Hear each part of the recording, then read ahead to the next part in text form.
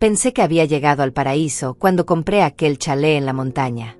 Era mi refugio, mi recompensa después de décadas de trabajo duro, de sacrificios que nadie vio, de noches sin dormir construyendo algo que pudiera llamar mío.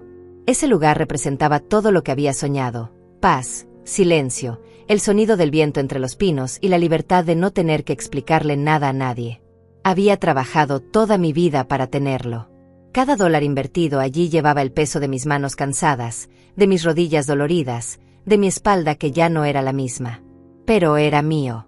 Solo mío. Ese viernes por la tarde decidí subir sin avisar. Necesitaba escapar del ruido de la ciudad, de las obligaciones que nunca terminaban, de las llamadas que siempre pedían algo más. Mauro, mi hijo, había estado distante las últimas semanas. Sus mensajes eran cortos, evasivos. Lorena, su esposa, ni siquiera contestaba cuando yo intentaba comunicarme. Pero no quise pensar demasiado en ello. Solo quería llegar a mi chalet, encender la chimenea, preparar un té y mirar las montañas hasta que mi alma volviera a respirar. El camino de tierra crujía bajo las llantas de mi camioneta. Había llovido los días anteriores y todo olía a tierra mojada y pino fresco. Ese aroma siempre me reconfortaba. Siempre me recordaba que existían lugares en el mundo donde todavía podía ser yo misma, sin máscaras, sin roles que cumplir. Pero cuando doblé en la última curva antes de llegar a la propiedad, algo dentro de mí se detuvo. Había 3 vehículos estacionados frente a la entrada. Uno de ellos era el auto de Mauro. Los otros 2 no los reconocí de inmediato, pero supe que algo estaba mal. Mi corazón comenzó a latir más rápido. No era miedo, no todavía. Era una intuición que había aprendido a no ignorar después de tantos años viviendo. Me estacioné a unos metros de distancia y me quedé sentada en el auto unos segundos, tratando de entender qué estaba pasando. Nadie me había pedido permiso para usar el chalet. Nadie me había dicho que vendría. De hecho, la última vez que hablé con Mauro, él estaba en la ciudad ocupado con su trabajo. O eso fue lo que me dijo. Bajé del auto despacio. Mis piernas temblaban un poco, no de debilidad sino de rabia contenida. Caminé hacia la puerta principal y antes de tocar el timbre, escuché risas. Risas fuertes, celebraciones, música. Mi sangre se heló. Abrí la puerta sin golpear. Era mi casa. No tenía por qué pedir permiso para entrar en lo que era mío. Lo primero que vi fue la sala completamente transformada. Mis muebles seguían ahí, pero todo lo demás había cambiado. Las fotografías que yo había colgado con tanto cuidado, las imágenes de mis padres, de mis abuelos, de Mauro cuando era niño, todas habían sido removidas. En su lugar había cuadros nuevos, decoraciones que no reconocía, objetos que claramente no eran míos. Sobre la mesa del comedor había botellas de vino abiertas, platos con comida, copas sucias. La chimenea estaba encendida.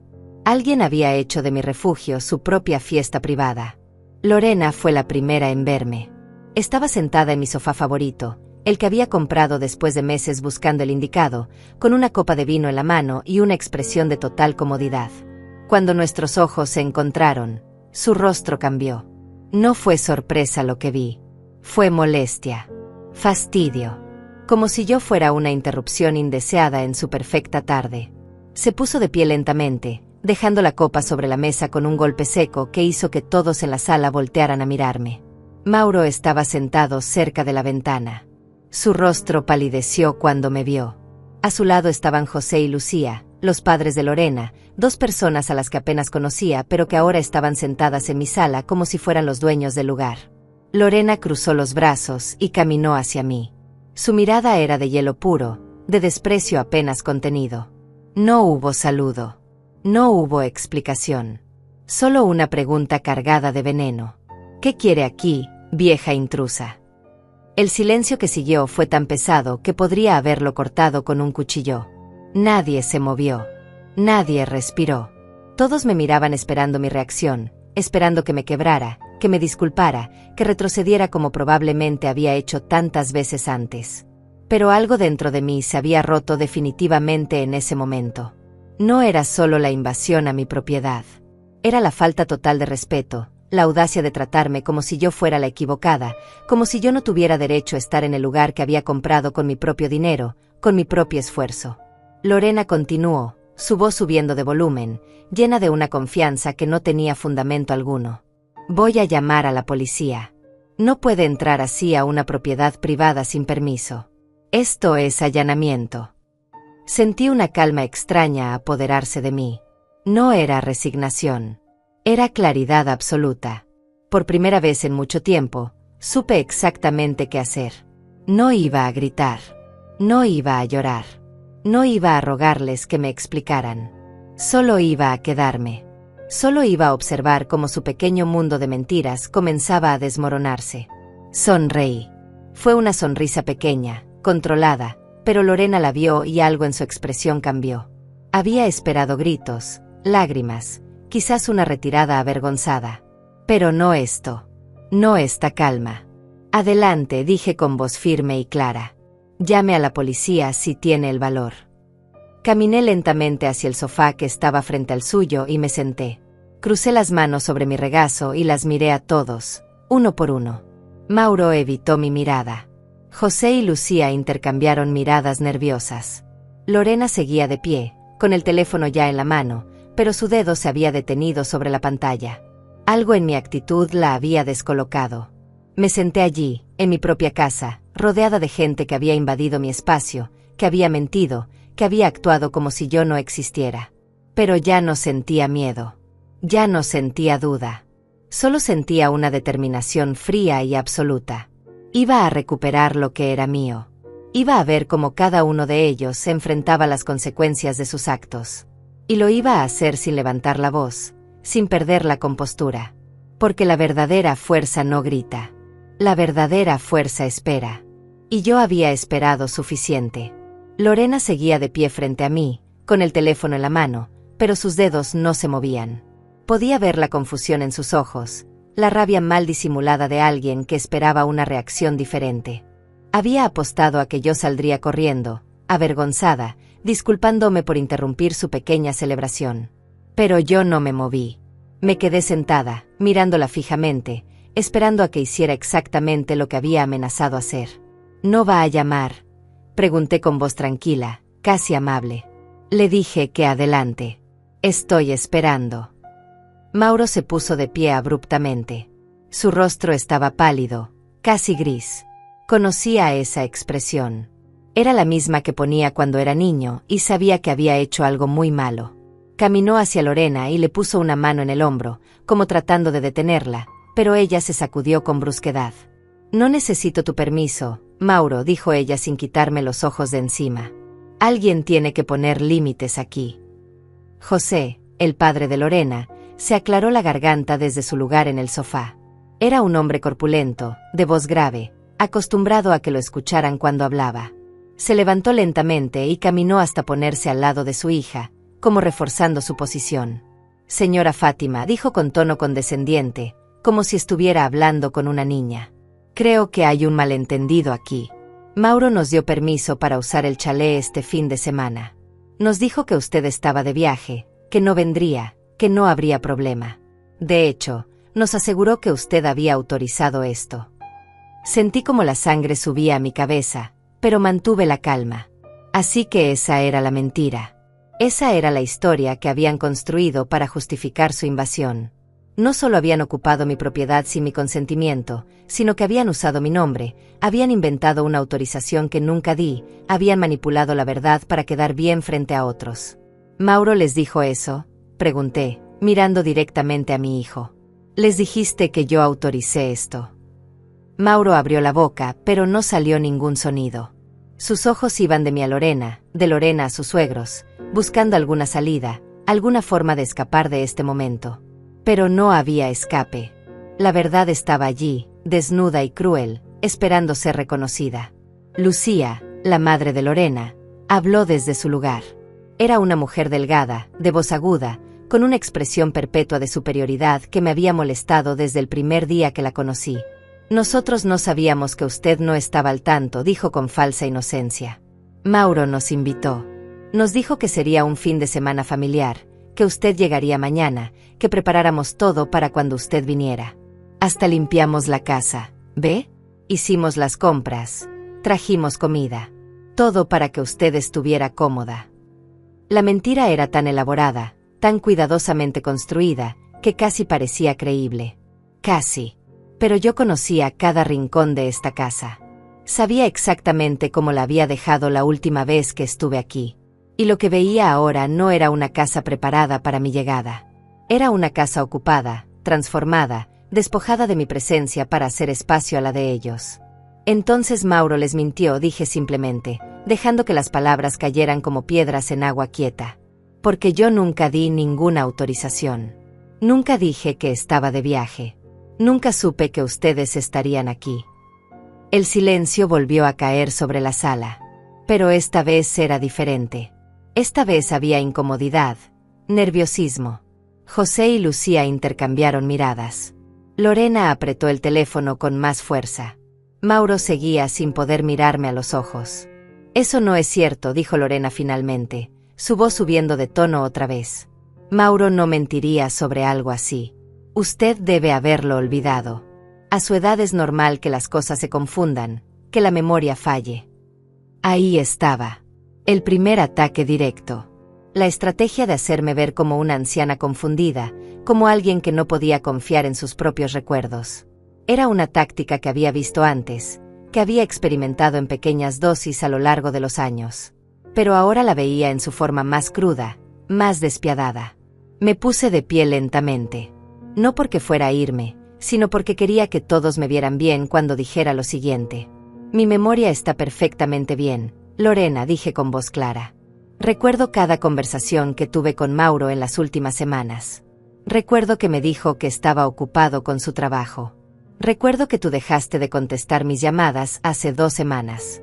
Y recuerdo perfectamente que esta propiedad está a mi nombre, que yo pagué cada dólar de la hipoteca, que yo mantuve este lugar, y que nadie, absolutamente nadie, tiene derecho a estar aquí sin mi permiso explícito. Caminé lentamente hacia la pared donde antes estaban las fotografías de mi familia. Los marcos vacíos seguían allí, pero las imágenes habían sido guardadas o descartadas. Pasé mi mano por uno de los marcos y me volví hacia ellos. ¿Dónde están mis fotografías?, pregunté. ¿Dónde están las imágenes de mis padres, de mis abuelos, de mi hijo cuando era pequeño? Nadie respondió. Lorena desvió la mirada. Lucía se sentó de nuevo, incómoda. José carraspeó pero no dijo nada. Las guardamos, dijo Mauro finalmente, su voz apenas un susurro. Pensamos que querías renovar la decoración. Están en el armario del cuarto de arriba. Pensaron que yo quería renovar la decoración, repetí, dejando que la pregunta flotara en el aire. ¿O decidieron que mi presencia aquí no era necesaria? ¿Que podían borrarme de mi propia casa y reemplazarme con lo que ustedes preferían?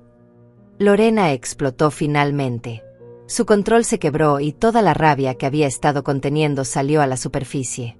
Esto es ridículo. Mauro es su hijo. Tiene derecho a usar esta casa. Usted siempre está diciendo que lo que es suyo es de él, que trabaja para dejarle algo. Pues ahora resulta que no podemos ni siquiera venir un fin de semana. Tienen derecho si yo doy permiso, respondí con frialdad. Tienen derecho si me preguntan. Tienen derecho si respetan las reglas básicas de convivencia. Pero entrar a escondidas, mentir sobre mi autorización, remover mis pertenencias y luego tratarme como una intrusa cuando aparezco en mi propia propiedad, eso no es derecho. Eso es invasión. Lorena dio un paso hacia mí, su rostro rojo de furia. ¿Sabe qué? Tiene razón. Voy a llamar a la policía. Voy a decirles que hay una mujer alterada en nuestra casa, que está causando problemas, que necesitamos ayuda. Volví a sonreír.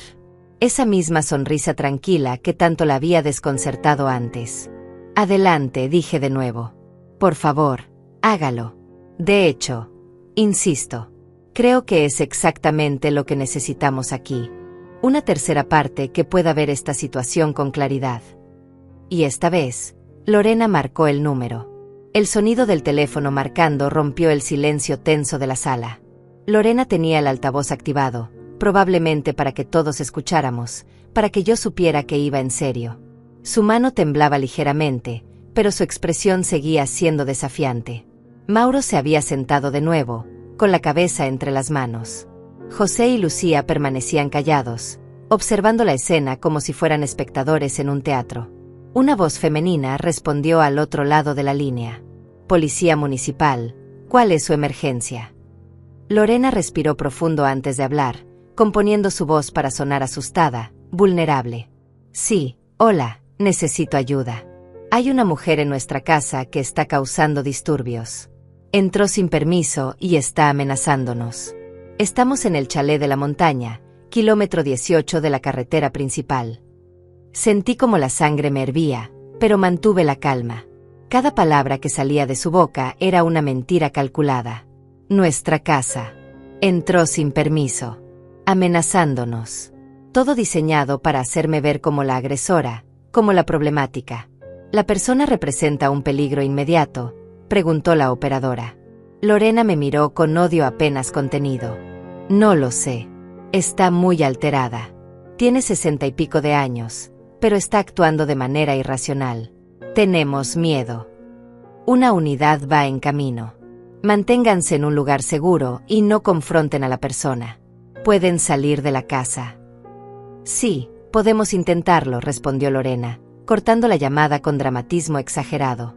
Se volvió hacia los demás con expresión triunfante. Ya escucharon. La policía viene. Será mejor que se vaya antes de que lleguen y esto se ponga peor para usted. Volví a sentarme en el sofá. Crucé las piernas y coloqué mis manos sobre mi regazo. No iba a moverme. No iba a darles la satisfacción de verme huir. No voy a ninguna parte, dije tranquilamente. De hecho, estoy ansiosa por hablar con las autoridades.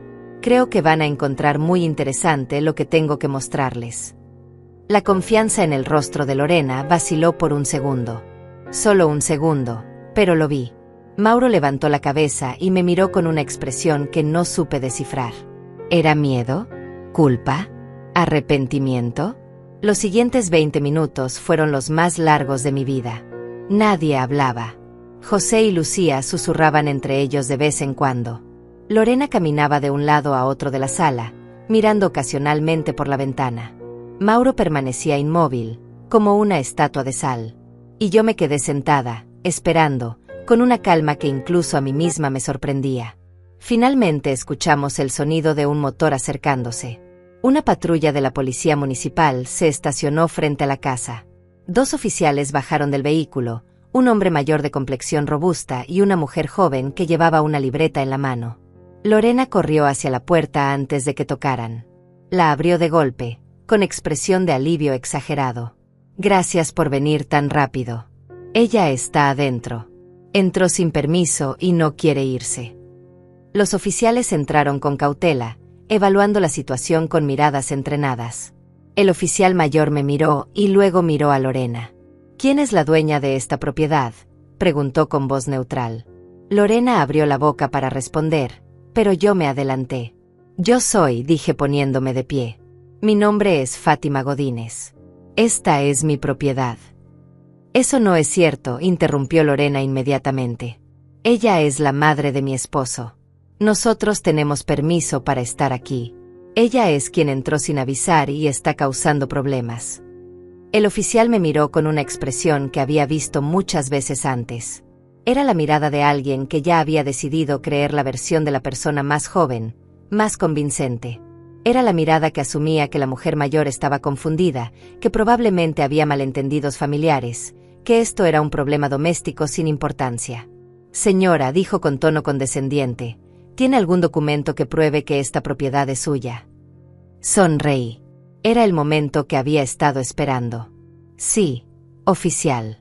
Tengo todos los documentos necesarios. Caminé hacia mi bolso, que había dejado junto a la puerta cuando entré. Lo abrí con calma y saqué una carpeta que siempre llevaba conmigo. Dentro estaban las escrituras de la propiedad, el último pago del impuesto predial, los recibos de los servicios a mi nombre, y una carta del banco confirmando que la hipoteca estaba completamente pagada. Le entregué los documentos al oficial. Él los revisó con cuidado, pasando cada página, verificando fechas y nombres. Su expresión comenzó a cambiar. La oficial joven se acercó para ver también, y ambos intercambiaron una mirada significativa. Todo está a su nombre, confirmó el oficial finalmente, mirando a Lorena con una expresión completamente diferente. La señora Fátima Godínez es la única propietaria registrada de esta propiedad. El color desapareció del rostro de Lorena. José se puso de pie abruptamente. Lucía dejó escapar un pequeño grito ahogado. Mauro cerró los ojos como si quisiera desaparecer. Pero Mauro es su hijo, tartamudeó Lorena. Él nos dijo que podíamos estar aquí, que ella había dado permiso. La oficial joven habló esta vez, con voz firme pero profesional. Señora, el hecho de que sea el hijo de la propietaria no le da derecho automático a usar la propiedad sin su consentimiento. ¿Y si la señora Fátima dice que nunca dio ese permiso? Nunca lo di, dije con voz clara y fuerte. Llegué aquí esperando encontrar mi casa vacía y los encontré a todos ocupándola como si fuera suya. Removieron mis fotografías, trajeron sus cosas, mintieron a otros familiares diciendo que yo había autorizado esto. Y cuando aparecí, me llamaron intrusa y amenazaron con llamar a la policía. Bueno, aquí está la policía. Y aquí están los documentos que prueban que yo soy quien tiene derecho a estar aquí. El oficial mayor se volvió hacia Lorena con expresión seria. ¿Es cierto que la señora Fátima no dio permiso para que estuvieran aquí? Lorena miró a Mauro desesperada, buscando ayuda, pero él seguía sin poder hablar. Finalmente fue José quien respondió. Hubo un malentendido, dijo con voz tensa. Mauro nos invitó. Pensamos que todo estaba en orden. No fue un malentendido, intervine. Fue una mentira deliberada. Y ahora quiero que todos salgan de mi propiedad inmediatamente. La oficial joven tomó notas en su libreta. El oficial mayor me miró con una expresión que ahora era de respeto. Señora Fátima, está en su derecho de pedir que desalojen su propiedad. Quiere presentar una denuncia formal. Miré a cada uno de ellos. A Lorena, con su rabia y su miedo mezclados. A José y Lucía, tratando de parecer inocentes.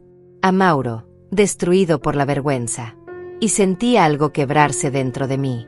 No era tristeza. Era liberación. Quiero que se vayan, dije simplemente. Ahora. El oficial mayor asintió con gravedad y se volvió hacia Lorena y los demás. Tienen que desalojar la propiedad de inmediato. La señora Godínez ha demostrado ser la única dueña legal y ha solicitado que se retiren. Si no lo hacen voluntariamente, tendríamos que proceder con un desalojo forzoso. Lorena abrió la boca para protestar, pero la oficial joven la interrumpió con firmeza. Pueden recoger sus pertenencias personales ahora, pero deben abandonar el lugar en los próximos 30 minutos. Vi cómo la realidad comenzaba a asentarse en sus rostros. La humillación pública de ser expuestos frente a las autoridades, de que su mentira fuera desenmascarada tan brutalmente. Pero eso era solo el comienzo. Había algo más que necesitaba hacer. Algo que llevaba años postergando por miedo, por amor malentendido, por esa horrible costumbre de sacrificarme por quienes nunca me valoraron. Oficial, dije con voz tranquila, antes de que se vayan, hay algo más que necesito aclarar frente a testigos. Todos me miraron. Mauro levantó la cabeza, sus ojos llenos de una súplica silenciosa. Sabía lo que venía. Después de tantos años, él sabía. Volví a mi bolso y saqué otra carpeta. Esta era más gruesa, más pesada. Contenía años de documentos, de recibos, de transferencias bancarias, de contratos. La abrí sobre la mesa del comedor, despejando las copas y los platos que aún estaban allí. Mauro, dije mirándolo directamente, ¿cuánto dinero te he dado en los últimos 5 años? Él palideció aún más si eso era posible. Mamá, por favor. Responde la pregunta. El silencio era ensordecedor. Lorena lo miraba sin entender qué estaba pasando. Los oficiales permanecían atentos, sin intervenir pero claramente interesados. No lo sé exactamente, murmuró Mauro. Yo sí lo sé, dije sacando un documento. $42,000. En los últimos 5 años te he transferido $42,000. Para el enganche de tu casa, para tu auto, para las deudas de las tarjetas de crédito, para la fiesta de bodas que Lorena quería, para el viaje a Europa que hicieron el año pasado. Lorena dio un paso atrás como si la hubiera abofeteado. José y Lucía intercambiaron miradas incómodas. Además, continué, sacando más papeles. Pago el seguro de tu auto. Son $300 mensuales. Pago también la mensualidad del gimnasio de Lorena, $150 al mes. Y durante los últimos 2 años, he estado cubriendo el 20% de su hipoteca porque ustedes no podían con los pagos completos. Esos son otros $800 mensuales. Coloqué cada documento sobre la mesa con precisión quirúrgica. Recibos, estados de cuenta bancarios, correos electrónicos donde Mauro me pedía ayuda una y otra vez. Todo estaba allí, negro sobre blanco, imposible de negar. En total, dije haciendo el cálculo final, en los últimos 5 años he invertido $68,000 en mantenerlos a flote. Y no estoy contando los regalos, las cenas, la ropa, los electrodomésticos que les compré cuando se mudaron. La voz me temblaba ahora, no de debilidad sino de años de frustración contenida que finalmente encontraba salida. Y así me pagan. Invadiendo mi casa, mintiendo sobre mí, removiendo mis fotografías como si yo ya no existiera, como si ya no importara. Mauro tenía lágrimas en los ojos. Se puso de pie y trató de acercarse a mí. Mamá, yo no sabía que Lorena iba a... No, lo detuve con una mano. No culpes solo a Lorena. Tú permitiste esto. Tú mentiste sobre mi autorización. Tú trajiste a toda esta gente a mi propiedad sin preguntarme. Tú quitaste mis fotografías. Tú decidiste que mi espacio no importaba. Me volví hacia los oficiales, que ahora me miraban con una mezcla de respeto y lástima. Quiero que sean testigos de lo que voy a decir ahora. Saqué mi teléfono y abrí la aplicación de mi banco. Mis manos no temblaban. Estaban firmes, seguras, decididas. A partir de este momento, cancelo todas las transferencias automáticas a nombre de Mauro Godínez. Cancelo el pago del seguro de su auto.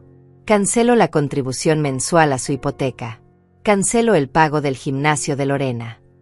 Fui presionando botón tras botón, confirmando cada cancelación. Lorena miraba la escena con horror creciente.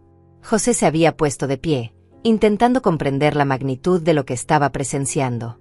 Mamá, espera, suplicó Mauro. Podemos hablar de esto. Podemos arreglarlo. No hay nada que arreglar, respondí sin levantar la vista del teléfono. Durante años he arreglado sus problemas.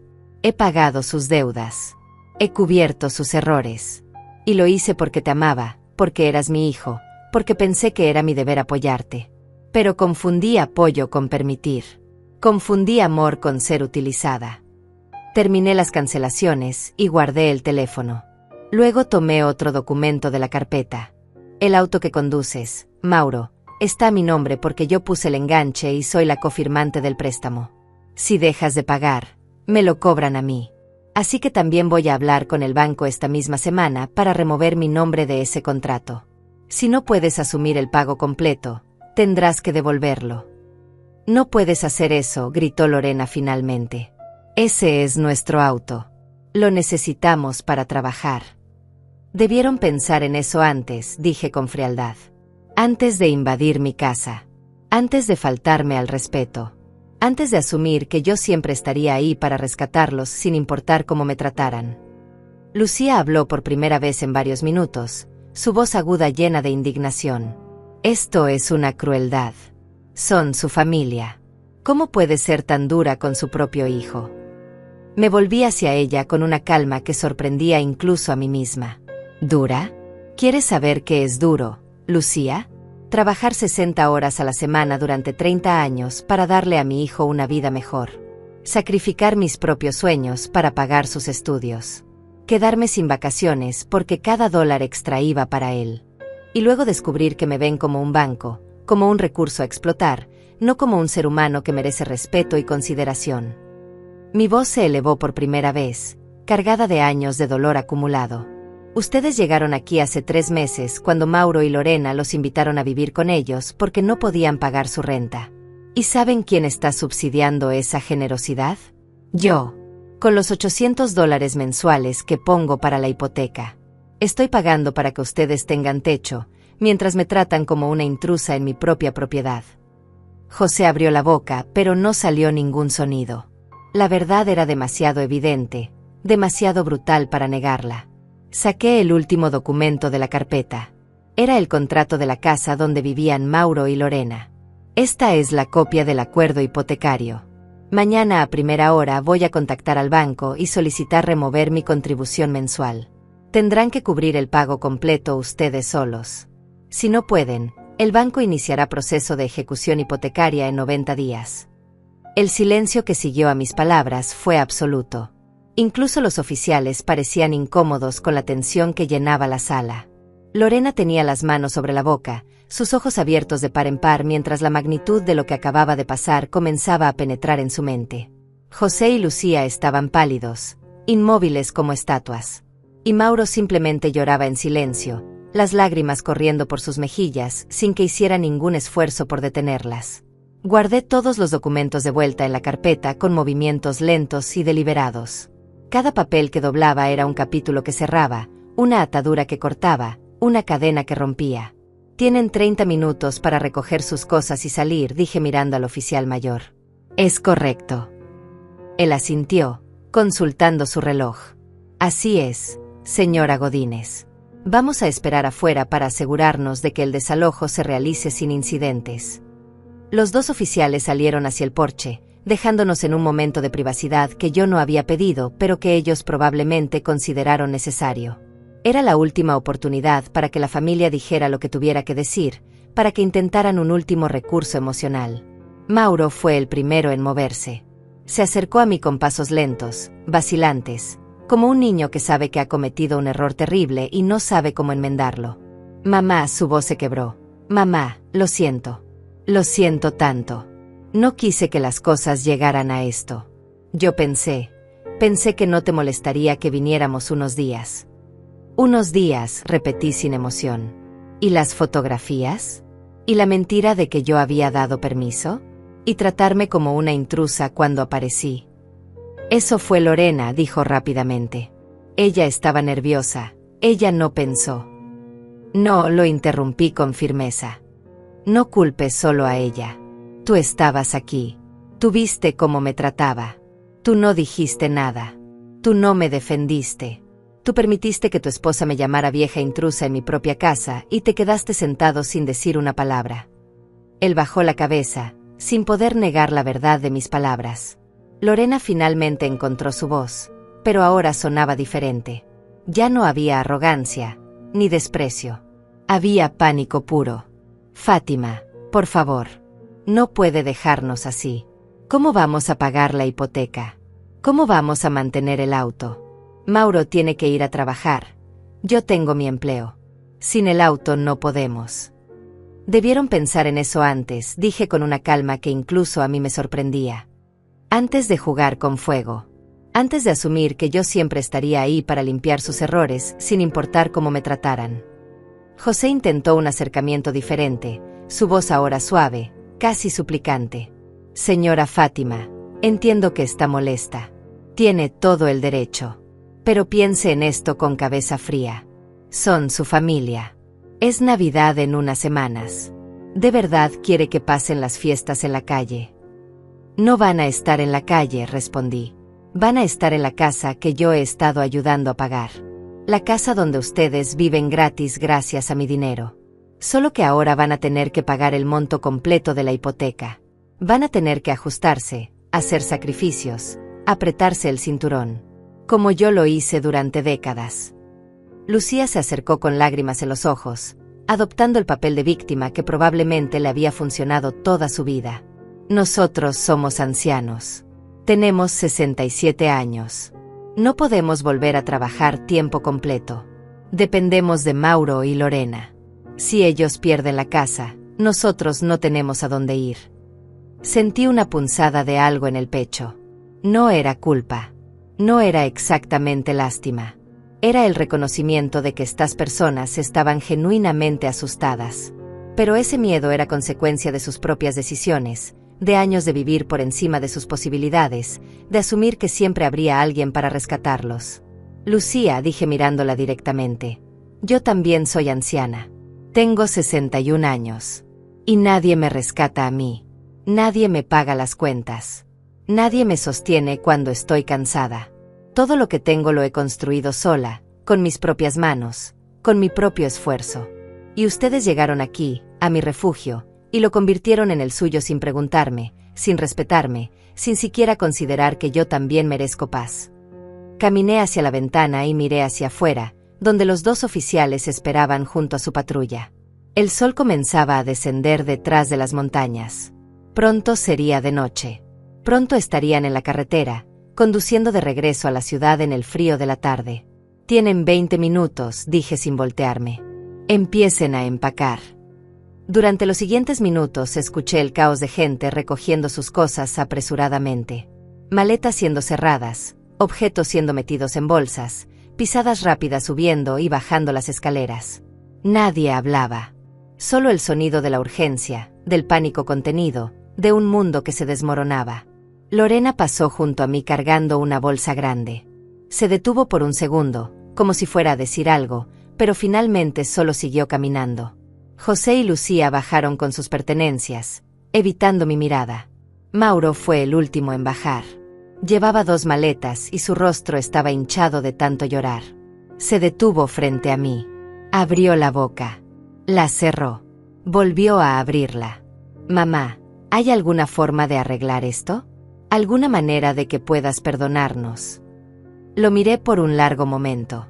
Vi al niño que había sido, al hijo que había amado más que a mi propia vida. Pero también vi al hombre en el que se había convertido. Un hombre que había aprendido a tomar sin dar. Un hombre que había confundido mi amor con debilidad.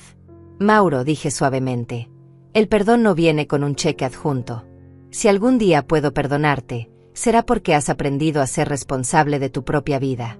Porque has entendido que amar a alguien no significa usarlos. Porque has crecido. Pero sin tu ayuda. Sin mi ayuda aprenderás lo que yo tuve que aprender sola», lo interrumpí. «Que la vida es dura. Que nadie te debe nada. Que el respeto se gana y la dignidad se protege. Aprenderás o no aprenderás. Pero ya no es mi responsabilidad enseñarte». El oficial mayor apareció en la puerta. «Señora Godínez, ¿están listos para partir? ¿Hay algo más que necesite?» «No, oficial. Gracias por su ayuda». Uno por uno fueron saliendo. José y Lucía primero, cargando sus maletas hacia uno de los autos. Lorena después, con la cabeza baja, derrotada. Y finalmente Mauro, caminando lento como si sus pies pesaran toneladas. Antes de subir al auto, se volvió una última vez hacia la casa. Nuestras miradas se encontraron a través de la ventana. Levanté mi mano en un gesto que no era saludo ni despedida. Era simplemente reconocimiento de que esto estaba pasando, de que no había vuelta atrás. Los motores arrancaron. Las luces traseras se encendieron. Y lentamente, los 3 vehículos comenzaron a alejarse por el camino de tierra, levantando polvo en la creciente oscuridad. Los oficiales se acercaron una última vez. «¿Estará bien, señora?», preguntó la oficial joven con genuina preocupación. Sonreí. Y por primera vez en mucho tiempo, fue una sonrisa real. «Sí», dije. «Estaré bien». Después de que los oficiales se fueron, me quedé de pie en el porche durante largo rato, viendo cómo las últimas luces de los vehículos desaparecían en la distancia. El silencio de la montaña me envolvió como una manta tibia. No era un silencio vacío. Era un silencio lleno de paz, de liberación, de posibilidades. Por primera vez en años, podía escuchar mis propios pensamientos sin el ruido constante de las demandas de otros. Entré a la casa y cerré la puerta con llave. Mis manos temblaban ligeramente, no de miedo sino de la descarga de adrenalina que finalmente comenzaba a abandonar mi cuerpo. Había hecho algo que llevaba años posponiendo. Había dicho que no. Había puesto límites. Había elegido mi propia dignidad sobre la comodidad de mantener una falsa paz familiar. Caminé por la sala recogiendo las copas sucias, los platos abandonados, limpiando los restos de la invasión. Mientras trabajaba, mi mente comenzó a vagar hacia el pasado, hacia los momentos que me habían llevado hasta aquí, hasta este punto de ruptura. Y entendí que esto no había comenzado hoy. Había comenzado hace muchos años, con decisiones pequeñas que se acumularon hasta convertirse en un patrón de vida. Recordé cuando Mauro tenía 23 años y perdió su primer empleo. Vino a mí llorando, diciendo que no podía pagar su renta, que lo iban a desalojar. Yo acababa de recibir mi primer aumento salarial en años. Un aumento que había planeado usar para finalmente hacer ese viaje a Europa que siempre había soñado. Pero lo miré a los ojos, vi su desesperación, y le di el dinero. $2,000 que significaban mis vacaciones, mi descanso, mi momento de respiro. Es solo esta vez, mamá me había prometido. Te lo voy a devolver. En 2 meses, cuando consiga otro trabajo. Nunca me devolvió ese dinero. Y yo nunca se lo pedí. 6 meses después vino otra crisis. Una deuda de tarjeta de crédito que había crecido fuera de control. $5,000. Yo acababa de terminar de pagar la hipoteca de mi pequeño departamento en la ciudad. Por primera vez en mi vida, no tenía esa presión financiera. Podía respirar. Podía ahorrar. Podía vivir sin el peso constante de las deudas. Pero Mauro llegó a mi puerta con papeles del banco, con amenazas de demandas, con ese rostro de niño asustado que siempre derretía mis defensas. Mamá, no sé cómo pasó. Gasté sin darme cuenta. Si no pago, van a arruinar mi historial crediticio. No voy a poder conseguir nada en el futuro. Y yo pagué. $5,000 de mis ahorros, del dinero que había apartado para mi retiro, para mi seguridad futura. Esta es la última vez, le dije con firmeza. Tienes que aprender a manejar tu dinero.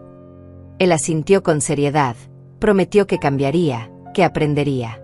Pero 1 año después estaba de vuelta, con otra crisis, con otra necesidad urgente.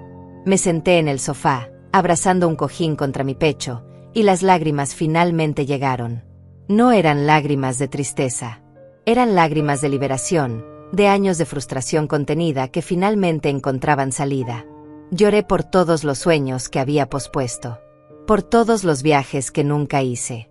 Por todas las veces que me negué a algo pequeño para poder dar algo grande a alguien más. Lloré por la mujer que había sido, la que siempre decía sí, la que confundía amor con sacrificio infinito. Y lloré también de alivio porque esa mujer finalmente había encontrado su voz, su límite, su dignidad. Recordé cuando Mauro conoció a Lorena.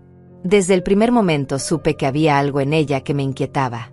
No era solo su actitud distante o su manera de hablar como si el mundo le debiera algo. Era la forma en que miraba las cosas, calculando valores, midiendo posibilidades. Cuando se comprometieron, Lorena había insistido en una boda grande, elegante, cara. Es el día más importante de mi vida, había dicho con esos ojos brillantes. Solo me voy a casar una vez. La boda costó $23,000. Mauro y Lorena pusieron $5,000. El padre de Lorena puso $3,000. Y yo, que había prometido contribuir con $5,000 para ayudar, terminé pagando $15,000 porque salieron gastos inesperados y no podíamos cancelar ya los contratos. $15,000 que representaban 2 años de ahorro cuidadoso. $15,000 que había planeado usar para comprar este chalet en la montaña. Tuve que esperar 3 años más, trabajando horas extras, negándome placeres básicos, para finalmente poder dar el enganche de esta propiedad. Y aquí estaban, años después, ocupando este lugar que había comprado con tanto sacrificio, tratándolo como si no significara nada, como si fuera simplemente otro recurso disponible para su uso. Me levanté y subí las escaleras hacia el cuarto principal. Abrí el armario donde Mauro había dicho que guardaron mis fotografías. Allí estaban, amontonadas sin cuidado en cajas de cartón. Saqué una por una y las coloqué sobre la cama. Mi madre sonriendo en su jardín. Mi padre con su uniforme de trabajo. Mis abuelos en su aniversario de bodas de oro. Y Mauro, mi pequeño Mauro, con 5 años, montando su primera bicicleta. Sostuve esa fotografía entre mis manos y la observé por largo rato.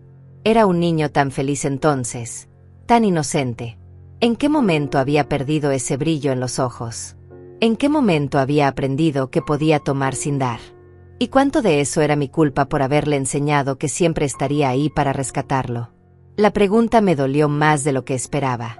Porque parte de esto, una parte que no quería admitir, era mi responsabilidad. Había criado a un hijo que no sabía enfrentar las consecuencias. Que no conocía el valor real del dinero porque nunca había tenido que luchar por él.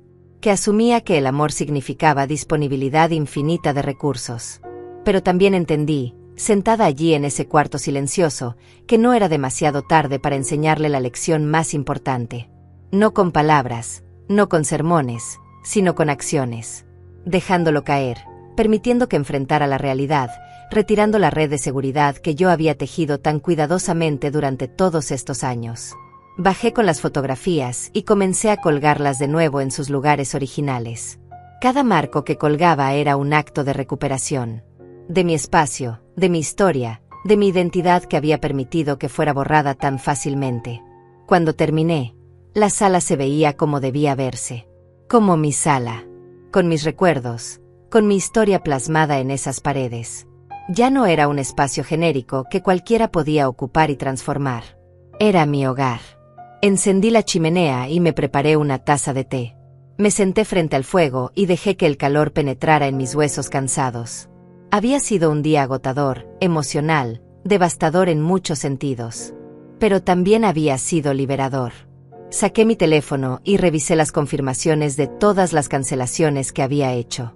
El seguro del auto de Mauro, cancelado.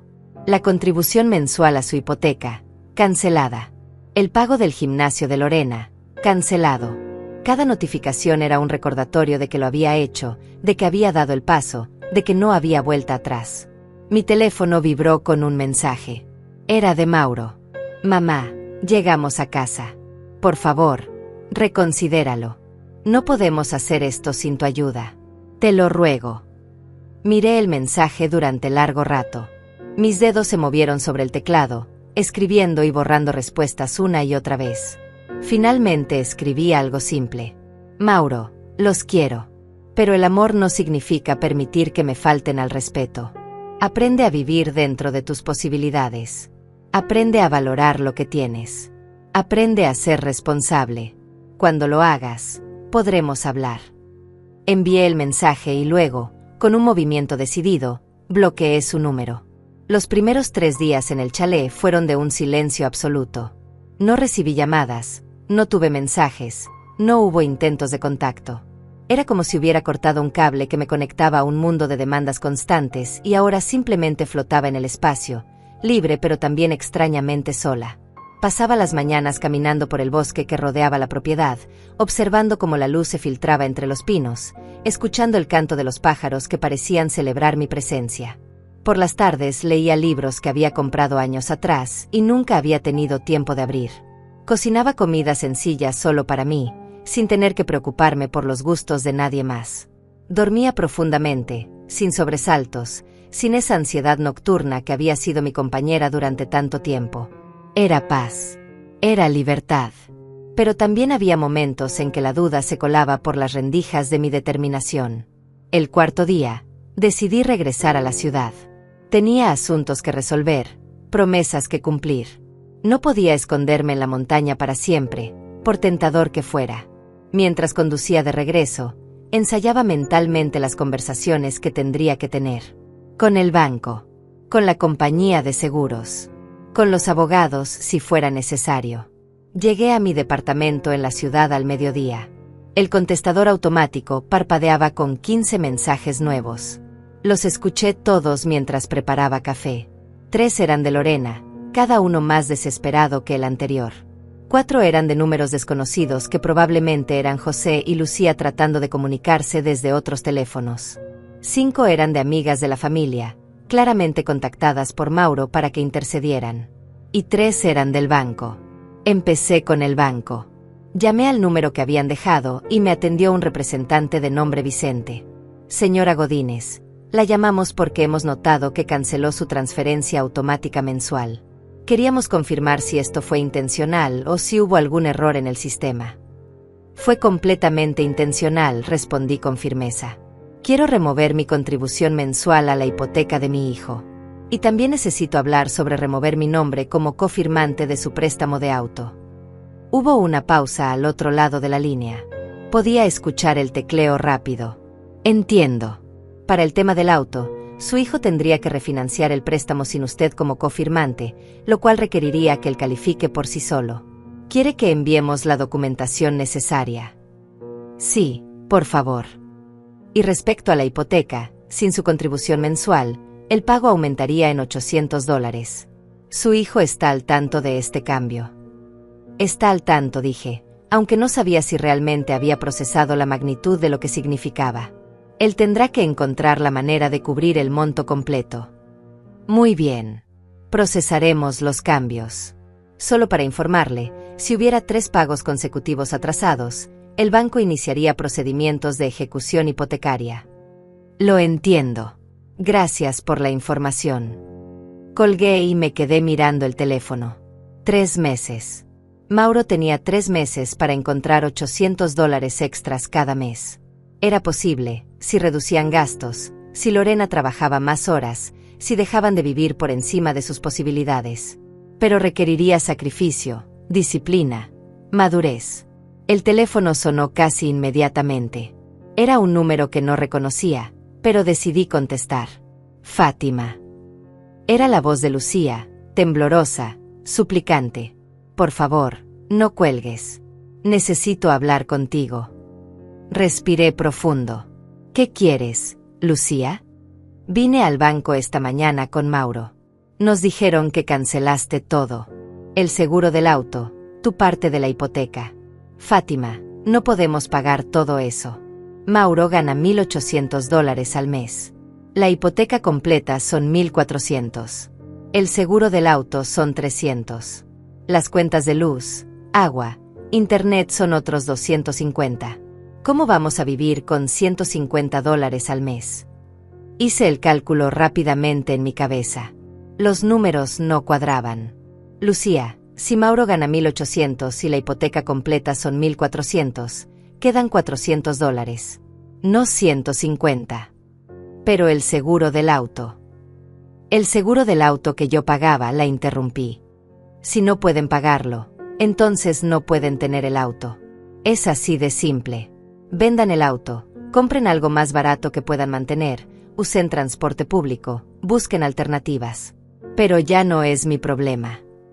Lorena también trabaja, continuó Lucía rápidamente. Ella gana $900 al mes. Eso nos da $2,700 en total. Entonces tienen suficiente, dije calculando. 1,400 de hipoteca, 300 de seguros si deciden mantener el auto, 250 de servicios. Son 1,950. Les quedan 750 para comida, gasolina y otros gastos.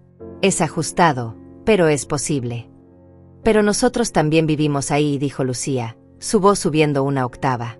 José y yo necesitamos comer, necesitamos nuestros medicamentos. José tiene que ir al doctor cada mes. Eso cuesta $120 porque no tenemos seguro. Y ahí estaba.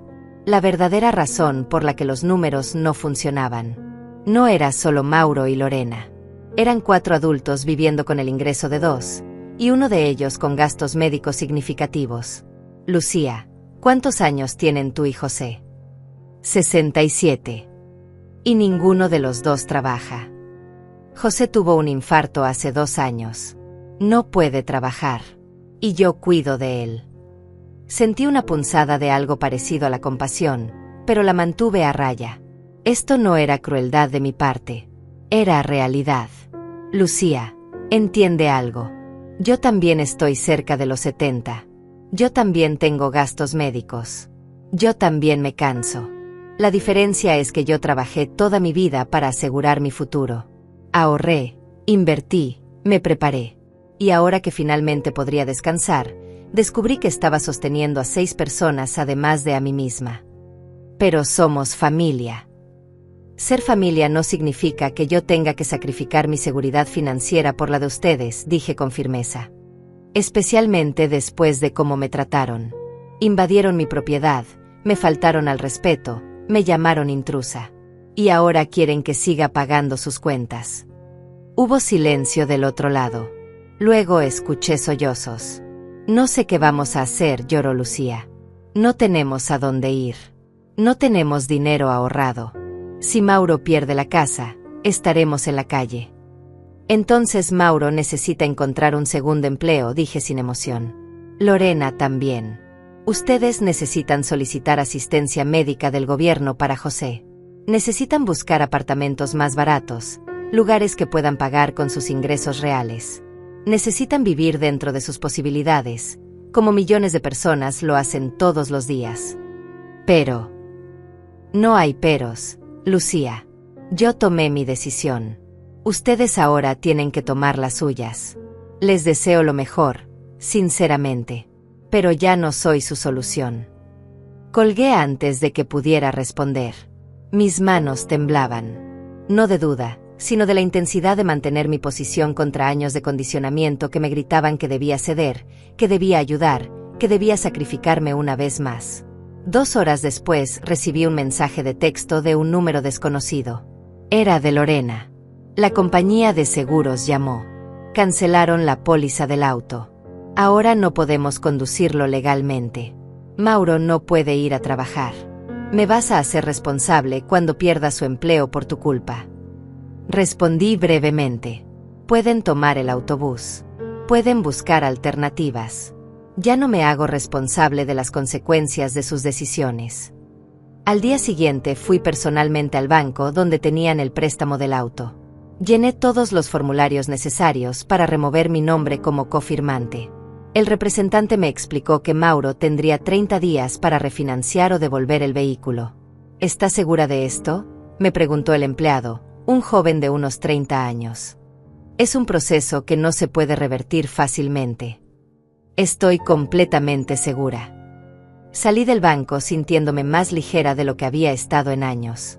Cada documento firmado era un peso menos en mis hombros. Pasaron 2 semanas. 2 semanas en las que me mantuve firme en mi silencio, en mi decisión, en mis límites recién establecidos.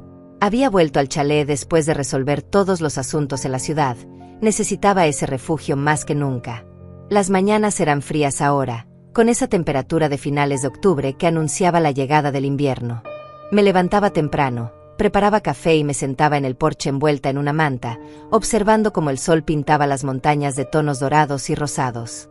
Había logrado no revisar mi teléfono obsesivamente. Lo dejaba en silencio la mayor parte del día, revisándolo solo por las noches. Los mensajes seguían llegando, pero con menos frecuencia. 3 de Mauro bloqueados automáticamente. 2 de números desconocidos que borraba sin leer. 1 de una prima lejana preguntando si era cierto que había echado a Mauro a la calle, claramente alimentada por versiones distorsionadas de los hechos. Pero esa tarde de viernes, cuando revisé el teléfono antes de prepararme la cena, había 15 llamadas perdidas. Todas del mismo número desconocido. Y 3 mensajes de voz. Algo en mi estómago se tensó. 15 llamadas en un día no eran normales. Ni siquiera en medio de una crisis familiar. Respiré profundo y escuché el primer mensaje. Era Mauro. Su voz sonaba destrozada, apenas reconocible entre los sollozos. Mamá, por favor, contesta. Necesito hablar contigo. Todo se está cayendo a pedazos. Todo. Por favor. El segundo mensaje era de 2 horas después. Esta vez su voz sonaba diferente. No desesperada, sino derrotada. Mamá, perdí mi trabajo. Me despidieron hoy. Llegué tarde 3 veces esta semana porque el autobús no llega a tiempo y mi jefe dijo que ya no podía tolerarlo más. Sin el auto no puedo llegar puntual. Y ahora no tengo cómo pagar nada. Nada. El tercer mensaje era de apenas 30 minutos atrás. Y no era Mauro quien hablaba. Señora Fátima, soy José. Su voz sonaba cansada, vieja. Necesito que sepa lo que está pasando aquí. Mauro y Lorena llevan 3 días peleando sin parar. Ella lo culpa por perder el trabajo. Él la culpa por los gastos del gimnasio y las salidas con amigas. Los dos nos culpan a nosotros por vivir aquí. Anoche Lorena le gritó que ella no firmó para mantener a sus suegros ancianos. Mauro le respondió que sus padres tampoco aportan nada. Estamos destruyéndonos entre nosotros. Hizo una pausa y escuché su respiración trabajosa. Mi esposa no ha parado de llorar en 2 días. Yo no puedo dormir por el dolor en el pecho. Los gritos no paran. El banco llamó ayer diciendo que el primer pago de la hipoteca está vencido. Lorena está buscando apartamentos baratos para que nos mudemos José y yo, pero con mi condición nadie nos quiere rentar. Y ahora Mauro está hablando de declararse en bancarrota. Cerró los ojos y dejé que el teléfono cayera sobre mi regazo. La imagen que José pintaba era de colapso total. De un sistema que había funcionado precariamente gracias a mi sostén financiero y que ahora, sin ese soporte, se desmoronaba de la forma más destructiva posible. Parte de mí, la parte que había sido madre durante 61 años, quería tomar el teléfono y llamar. Quería decir que todo estaría bien, que encontraríamos una solución, que yo arreglaría esto como había arreglado todo siempre. Esa parte me dolía físicamente, como si tuviera garras clavándose en mi pecho. Pero había otra parte, más nueva pero también más fuerte, que sabía que esto era exactamente lo que tenía que pasar. Que este dolor, este caos, era el precio de años de irresponsabilidad. Y que si yo intervenía ahora, si rescataba la situación una vez más, solo estaría posponiendo este momento inevitable. Solo estaría garantizando que en 5 años, o 10, estaríamos exactamente en el mismo lugar. El teléfono vibró en mi mano. Otro mensaje de texto. Mamá, soy yo. Sé que bloqueaste mi número, pero Lorena me dejó usar el suyo. Por favor, solo escúchame. No te estoy pidiendo dinero.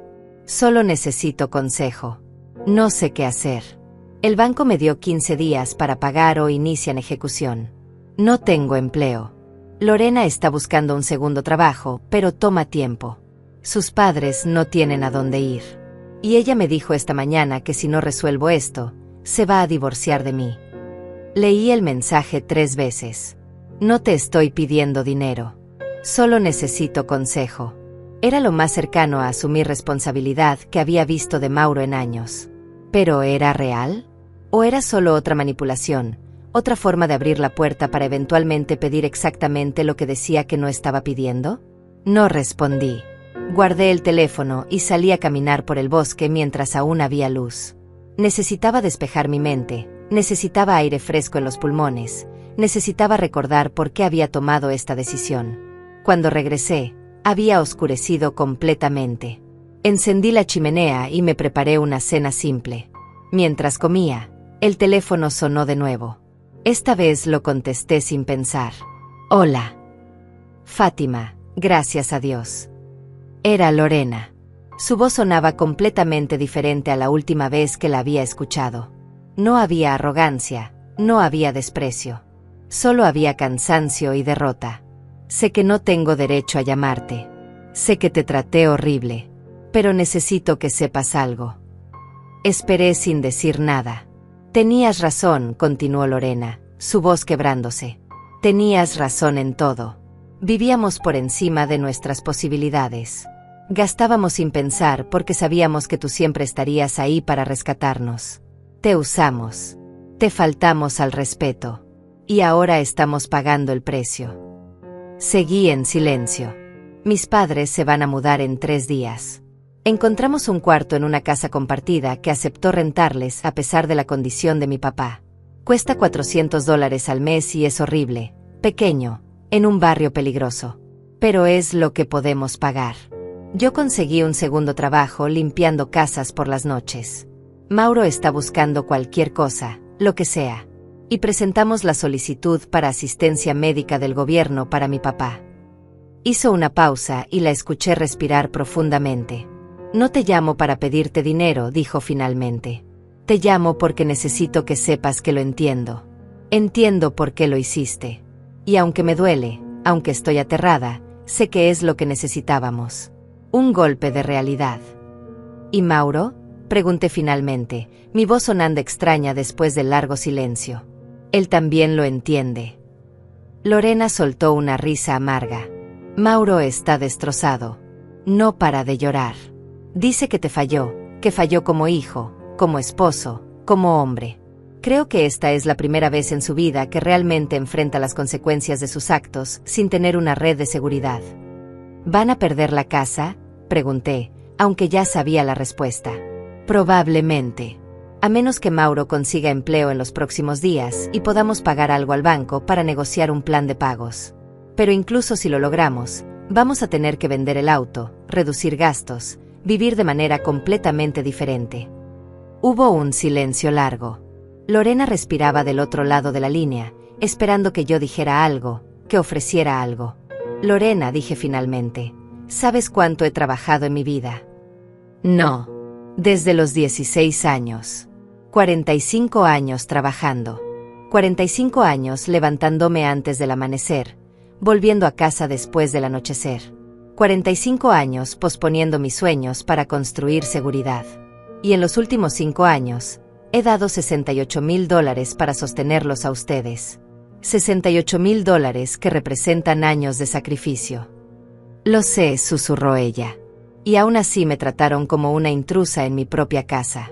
Como si yo no importara. Lo siento. Dios, lo siento tanto. Lo siento no es suficiente, Lorena, dije con voz firme pero no cruel. Lo siento son palabras. Lo que necesito ver son acciones. Cambios reales. Responsabilidad verdadera. Y eso toma tiempo. Mucho tiempo. Hubo un silencio pesado del otro lado de la línea. Podía escuchar la respiración entrecortada de Lorena, el sonido de alguien tratando de no desmoronarse completamente. Lo entiendo, dijo finalmente. No espero tu perdón. No espero tu ayuda. Solo quería que supieras que por primera vez en mi vida estoy entendiendo lo que significa luchar de verdad. Lo que significa no tener a quien recurrir. Y es aterrador, pero también es necesario. Colgó antes de que yo pudiera responder. Me quedé sosteniendo el teléfono, mirando la pantalla que ahora mostraba la duración de la llamada. 8 minutos y 40 segundos. 8 minutos que habían dicho más verdad que años de conversaciones anteriores. No sentí triunfo. No sentí satisfacción por verlo sufrir. Sentí algo más complejo, más matizado.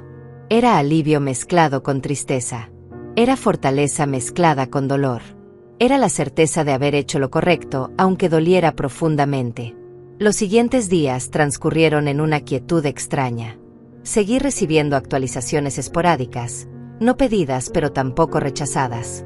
José y Lucía se mudaron al cuarto compartido. Mauro consiguió un empleo temporal en un almacén, trabajando turnos nocturnos por $11 la hora. Lorena seguía limpiando casas, además de su trabajo regular. Entre los dos juntaban lo suficiente para comer, para los servicios básicos, pero no para la hipoteca. El banco inició procedimientos de ejecución. Tenían 60 días para desalojar la propiedad. Lorena encontró un apartamento pequeño, de una habitación, en un barrio modesto. Costaba $600 al mes. Era todo lo que podían pagar. Vendieron la mayoría de sus muebles para juntar el depósito. 3 semanas después de aquella última conversación con Lorena, recibí una llamada inesperada. Era de un número que no reconocía, pero esta vez decidí contestar. Señora Godínez. Era una voz masculina, formal, profesional. Sí, soy yo. Mi nombre es Marco Flores, soy consejero financiero. Su hijo Mauro vino a verme esta semana buscando ayuda para organizar sus finanzas. Durante nuestra sesión, mencionó lo que había pasado entre ustedes. Me pidió permiso para darle mi número por si usted quisiera hablar con alguien neutral sobre la situación. Me sorprendió.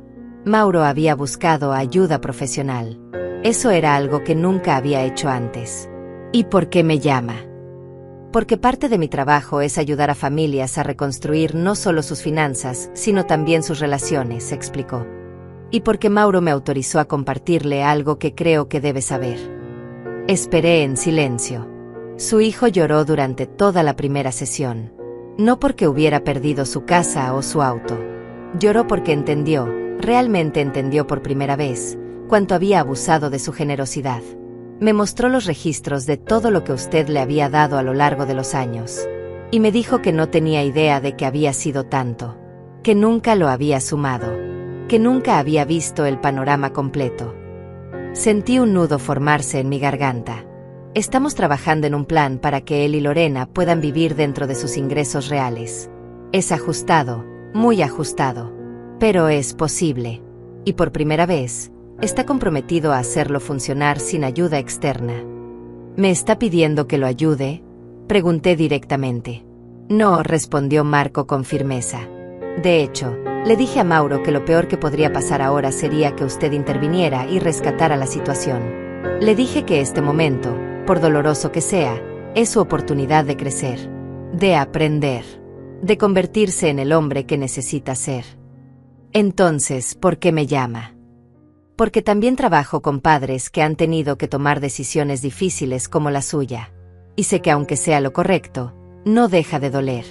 Quería que supiera que su hijo está tomando esto en serio, que está cambiando, y que algún día, cuando sea el momento correcto, probablemente querrá hablar con usted no para pedir ayuda, sino para agradecerle por haberlo obligado a despertar. Colgamos después de unos minutos más de conversación.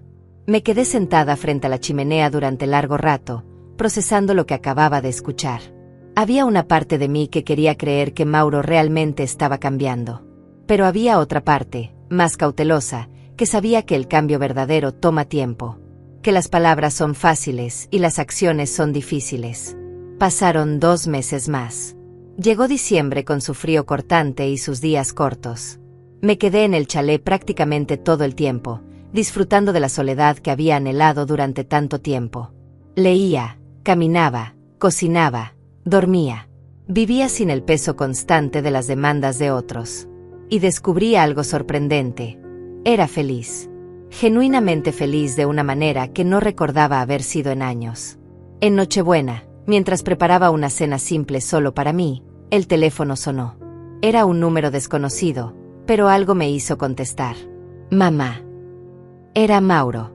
Su voz sonaba diferente. Más madura, más calmada. Mauro, dije neutralmente. Sé que no quieres hablar conmigo. Y lo entiendo completamente. Pero es Navidad y necesitaba llamarte. No para pedirte nada. Solo para decirte algo. Esperé. Gracias, dijo simplemente. Gracias por hacer lo que ninguno de nosotros tuvo el valor de hacer. Gracias por obligarme a crecer. Gracias por amarme lo suficiente como para dejarme caer. Sentí las lágrimas comenzar a rodar por mis mejillas. Lorena y yo estamos en el apartamento nuevo. Es pequeño pero es nuestro, pagado con nuestro dinero. Trabajo 2 empleos ahora. Ella también. Estamos cansados todo el tiempo, pero estamos bien. Y por primera vez entiendo lo que tú viviste todos estos años. El sacrificio, el esfuerzo, todo. Me alegra escuchar eso, dije con voz temblorosa. No te llamo para pedirte que vuelvas a mi vida, continuó. No todavía. Sé que necesito demostrarte que el cambio es real, que no es temporal. Pero quería que supieras que estoy intentándolo. De verdad. Eso es todo lo que siempre quise, dije suavemente. Que aprendieras a valerte por ti mismo. Que te convirtieras en un hombre responsable. Lo sé, mamá. Y lo voy a lograr. Aunque me tome años. Después de colgar, me quedé mirando el fuego durante largo rato. No sabía si Mauro realmente cambiaría. No sabía si algún día podríamos reconstruir nuestra relación. Pero por primera vez en mucho tiempo, tenía esperanza. Una esperanza cautelosa, protegida, pero esperanza al fin. 2 días después recibí un mensaje final. Era de Lorena. Feliz Navidad, Fátima. Mauro no sabe que te escribo esto. Solo quería decirte que tenías razón en todo. Y que si algún día puedes perdonarnos, estaremos aquí, trabajando duro para merecer ese perdón. Pero si no puedes, también lo entendemos. Te deseamos paz y felicidad. Te la mereces más que nadie. Leí el mensaje varias veces. Luego lo guardé sin responder. No porque fuera cruel, sino porque no tenía nada que decir todavía. El perdón, si llegaba, vendría con el tiempo. Con acciones sostenidas, no con palabras bonitas. Me levanté y caminé hasta la ventana.